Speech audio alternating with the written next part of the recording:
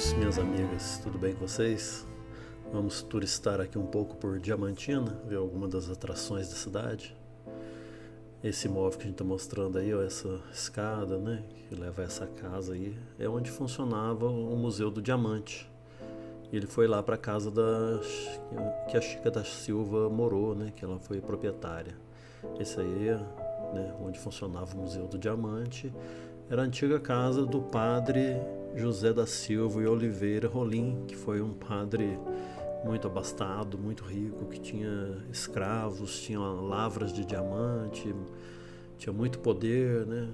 Algo assim estranho, né, para um homem que seria religioso, né, de Deus, né, ligado com aspectos assim tão terrenos, né? Mas como o museu não estava funcionando aí, nós partimos agora lá para onde o museu estava funcionando, que é na casa que foi da Chica da Silva. Eu visitei esse museu em 2018, quando era ali nessa primeiro imóvel que nós mostramos. Eu gostei muito do acervo, gostei muito, me lembro, né? Mas ele provisoriamente está nessa casa aí, ó, essa que nós paramos aí agora em frente. Como já falei, a casa da Chica da Silva, essa aí. Só que aí funciona o Museu do Diamante agora. E eu achei estranho que não faz nenhuma referência lá dentro à própria Chica da Silva, né? Conta a história, alguma coisa, né? Não sei, alguma homenagem, né? Mas não tem nada, sabe? Aí é uma vista aérea, né, da casa da Chica da Silva, onde eu acho que provisoriamente está funcionando o Museu do Diamante, pelo que eu entendi ali nos informes, né? Ele deve voltar lá para aquela casa perto da igreja matriz lá, que é a casa do antigo padre Rolim, né? Então, visitando aí o Museu do Diamante, o acervo mesmo eu não achei interessante, sabe? Eu achei, não sei, eu não gostei realmente, sabe? Mas a casa dela é muito interessante, dá pra ver o luxo em cada pedaço, em cada trecho, né? E vamos falar um pouquinho da Chica da Silva, né? Enquanto a gente vai vendo o acervo, que é do Museu do Diamante, mas na casa da Chica da Silva. Chica da Silva foi uma das grandes personalidades do Brasil no período colonial e foi alvo de muitos estereótipos, principalmente no século XIX. Ela era filha de negra escrava e de um português branco que a vendeu como escrava, né? Ou seja, o pai vendeu a própria filha como escravo. E conquistou a sua liberdade, Chica da Silva, e se tornou uma das mulheres mais ricas de toda a colônia. Chica da Silva teve que lidar com o racismo ao longo de toda a sua vida e até mesmo hoje algumas visões são geralmente preconceituosas a respeito dela e que permaneceram na cultura popular. Chica da Silva nasceu no Arraial do Milho Verde, né, onde é atualmente a cidade do Cerro, bem perto de Diamantina. Não se sabe exato o ano de seu nascimento, mas é entre os anos de 1731 e 1735. Sua mãe era uma africana escravizada que se chamava Maria da Costa, né? O Costa indica a origem dela na África, né? A Costa da Mina, que é a origem também do sobrenome Costa, né?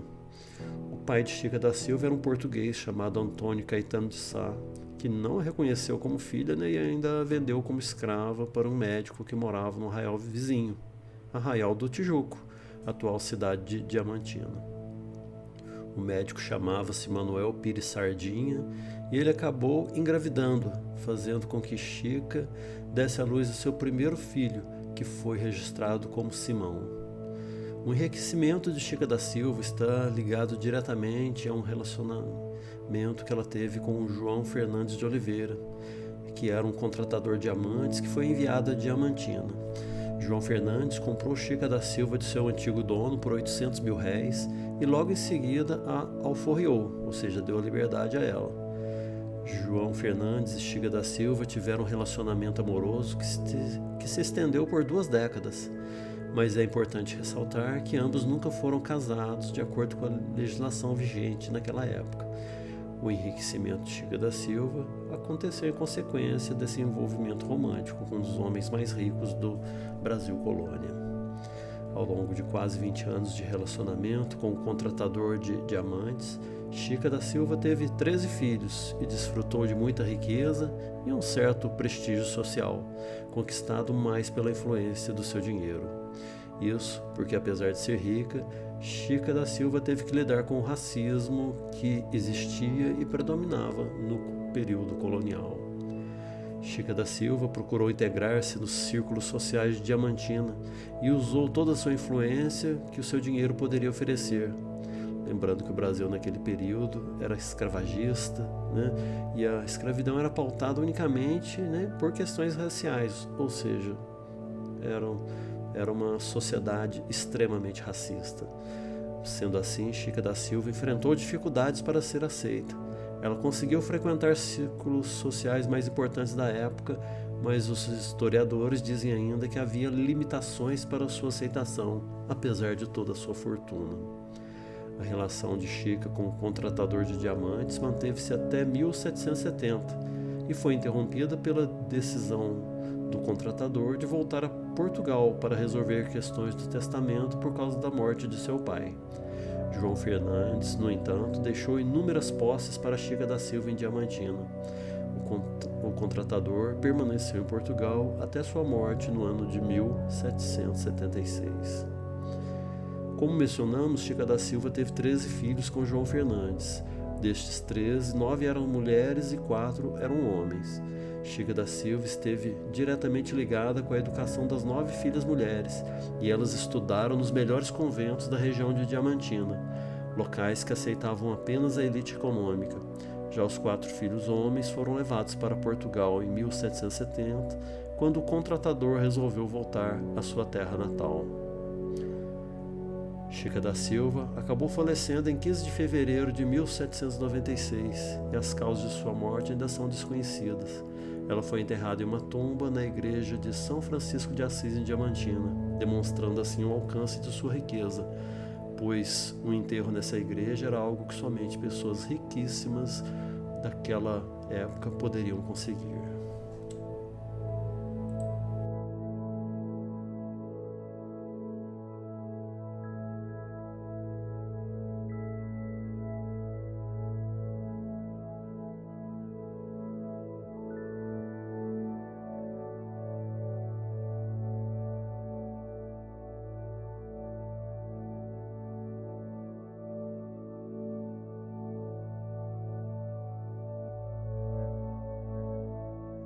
Sim,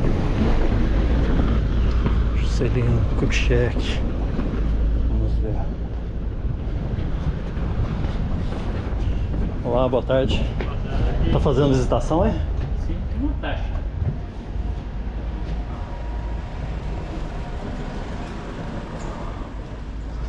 Mas o acervo é composto do quê? De itens que foi dele? Tem alguma outra coisa? Tem que contar mais da história dele, né?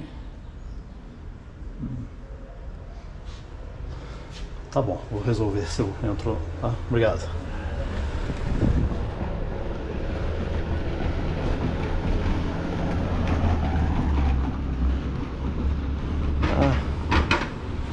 Meu lado munheca falou mais alto agora. R$20. Dá uma olhada ali, tem. Perguntei do acervo, não, conta mais a história. Não vou querer não. Entrando pelo lado de fora assim já tá bom. Subir aqui mais um pouquinho, que aqui a gente vai. Essa casinha azul aí é do Juscelino. R$20. Sei lá. Né? Perguntei do acervo, não, conta é a história. Ou seja, não tem acervo, né? Aí não dá, né? Aí quebra minhas pernas assim.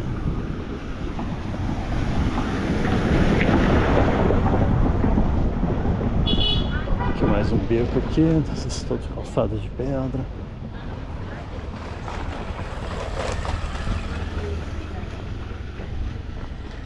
Uma vez eu assisti uma celebração bonita lá, até ela sair.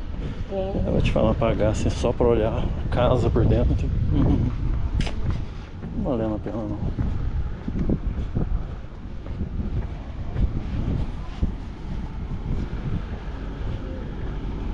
Valendo a pena não. Contar a história, eu ia ter que acompanhar, você ia ter que ouvir a história inteira. Fiz bem de não entrar.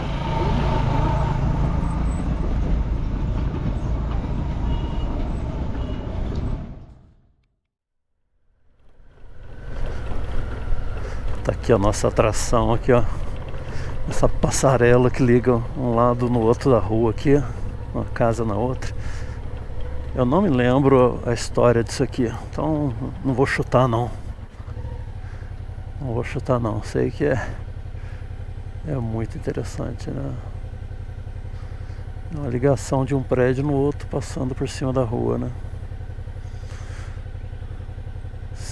Se eu lembrar, eu pesquiso na internet, de repente até coloco uma narração aqui depois desse ponto aqui,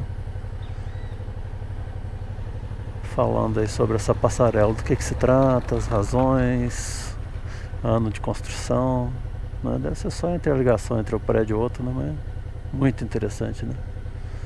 Muito interessante, né? Vê bem. Descer aqui, passar por baixo dela e subir. O Passadiço da Glória é formado por duas construções de épocas distintas. A casa da esquerda, de quem desce a Rua da Glória, é do final do século XVIII e foi residência oficial dos intendentes do distrito diamantino. A do outro lado da rua data do século XIX. O passadiço, que faz a comunicação de um lado ao outro da rua, foi construído em 1870, em meio a bastante polêmica, após os imóveis passarem a abrigar as religiosas vicentinas. Desde 1979, o conjunto pertence à Universidade Federal de Minas Gerais. Hoje, além da história e do passadiço, oferece atrações como o Memorial do Colégio Nossa Senhora das Dores e a Sala dos Minerais, além de outros acervos expostos ali.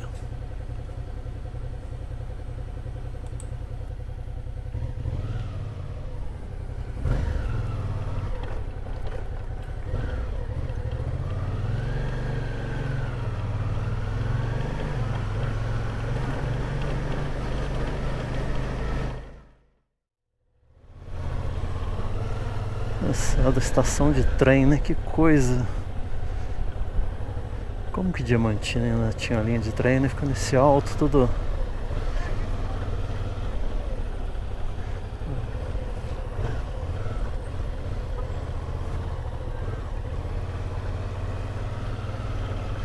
Não? A linha de trem, né? Será que ela vinha pelo alto dos morros de pedra, né? Só pode ser, né? Aqui é a estação de trem, esse negócio amarelo aí onde hoje é corpo de bombeiro. Tem até ali uma Maria Fumaça ali, ó. Se tivesse onde parar aqui eu filmava aqui, ó. Aqui não pode nem parar nem estacionar.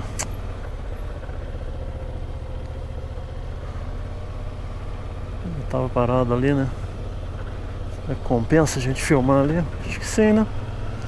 Estamos turistando, já resolvi tudo que tinha pra resolver. Agora eu vou lá pro quarto da pousada pra dar uma descansada. Então vou registrar aqui a Maria Fumaça. Ó, custa. Não, custa. Aqui tem um lugarzinho pra estacionar aqui, ó.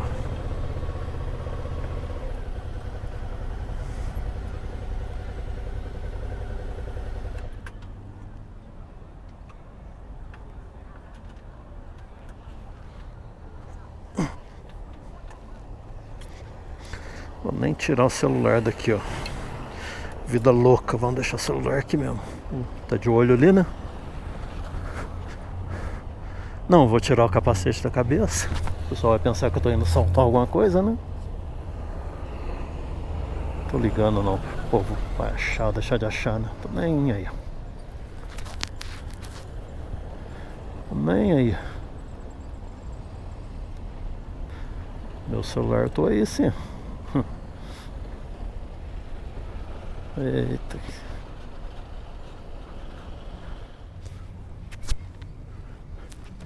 Essa Maria Fumaça é Maria Fumaça mesmo, isso é uma réplica.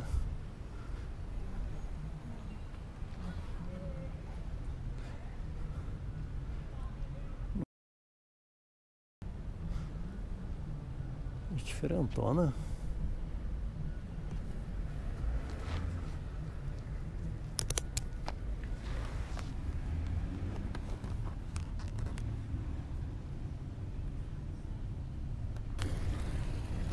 Conforme eu suspeitei, não é uma locomotiva de fato, é uma réplica.